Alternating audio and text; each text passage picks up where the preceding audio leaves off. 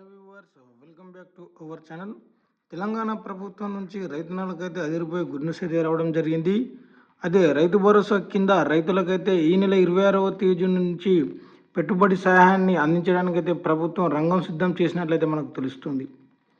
అయితే దీనికి సంబంధించి పలు అంశాలను అయితే తెలంగాణ ప్రభుత్వం మనకు తెలియజేయడం జరుగుతుంది. ఆ వీడియో తెలుసుకునే ప్రయత్నం చేద్దాం. దానికంటే ముందు ఇలాంటి మరెన్నో వీడియోల కోసం మన ఛానల్ని సబ్స్క్రైబ్ చేసుకోండి, వీడియోని లైక్ చేయండి, వీడియో పైన మీ అభిప్రాయాలను అయితే కామెంట్ రూపంలో మాకు తెలియజేయండి. ఇక వీడియో విషయానికి వచ్చినట్లయితే తెలంగాణ ప్రభుత్వం వ్యవసాయాన్ని లాభసాటిగా చేయటకు కట్టుబడి అయితే ఉన్నట్లు మనకు తెలుస్తుంది.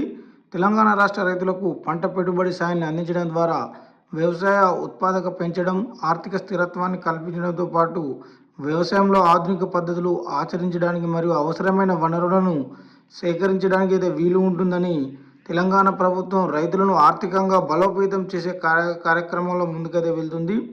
ఇక రాష్ట్రంలో గ్రామీణ అభివృద్ధి మరియు ఆహార భద్రతకు కూడా తోడ్పడుతుంది. అంతేకాకుండా గ్రామీణ ఆర్థిక వ్యవస్థను బలోపేతం చేయాలంటే రైతులు ఆర్థికంగా బలోపేతం కావాలని తెలంగాణ ప్రభుత్వం అయితే ఆలోచిస్తుంది. ఇందుకోసం తెలంగాణ ప్రభుత్వం రైతు భరోసా పథకాన్ని అయితే అమలు చేయడానికి నిర్ణయించింది. అయితే ఈ పథకం జనవరి 26వ తేదీ నుంచి అయితే అమలు చేయబడుతుంది. అదే రైతు భరోసా పథకంలో కొన్ని ముఖ్యాంశాలు అయితే తెలపడం జరిగింది. అవేంటో తెలుసుకుందాం.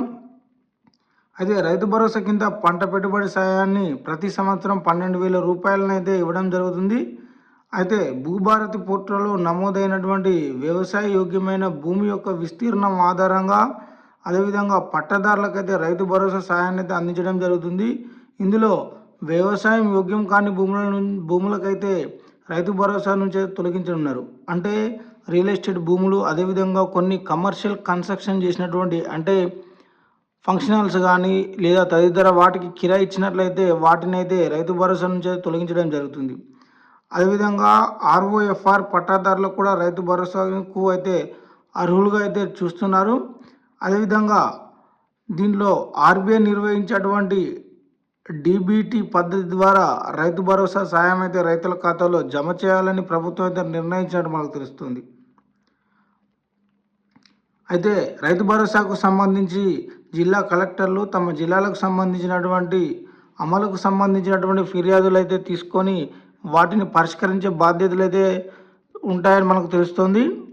సో ఇది వీడియో ఫ్రెండ్స్. ఇలాంటి మరిన్ని వీడియోల కోసం మన ఛానల్ని సబ్స్క్రైబ్ చేసుకోండి. రైతు భరోసాకు సంబంధించి మీకు ఎలాంటి డౌట్లు కానీ సమస్యలు కానీ ఉన్నట్లయితే మీకు దగ్గరలో ఉన్నటువంటి జిల్లా కలెక్టర్ కార్యాలయానికి వెళ్ళి అయితే పూర్తి సమాచారాన్ని తెలుసుకోవచ్చు.